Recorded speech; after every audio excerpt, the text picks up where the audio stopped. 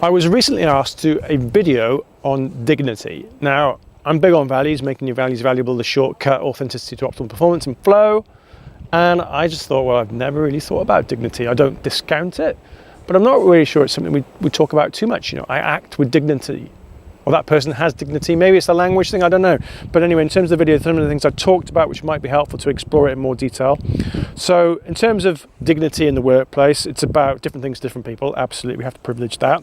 It's about making your values valuable. So how do you make dignity valuable for you and for others? And things like, when I looked into it and did a bit of reading, was about trust, respect, and being listened to. So perhaps that's easy to act dignity.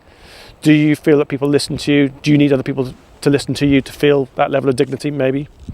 It's certainly about that proactive, so that positive approach to relationships, so about attitudes and beliefs. And it's also sometimes more reactive. Now, this is a tricky one, is how do we react or respond to behaviors that aren't aligned to dignity? Do we have to blow the whistle on that? That could be something. What it's not is a nice way to look at it as well. It's not discrimination, it's not bullying, and it's not harassment. So therefore, if that is taking place, people's dignity is really, really being challenged. But mild forms of that, where someone's dignity is challenged, is perhaps not being listened to in a meeting, or perhaps their views aren't valued because they viewed that they haven't got enough experience. So there's different aspects to look at it from different ways. I would say it's a head or heart thing, absolutely. We talked about that before. It's about that physical environment, that group and social. And in terms of the result of having dignity, it allows us to be at our very best. It allows us to access that flow state. So in a way, it's a characteristic that we need to privilege.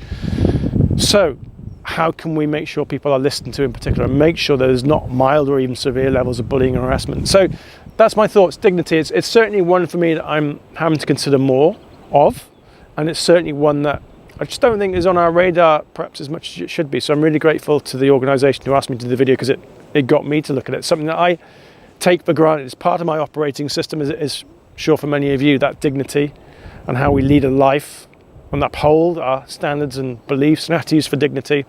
But perhaps I'm alone. Comment if need be, or email if need be. Perhaps I'm alone on that. But I think it's something we need to look at a bit more detail.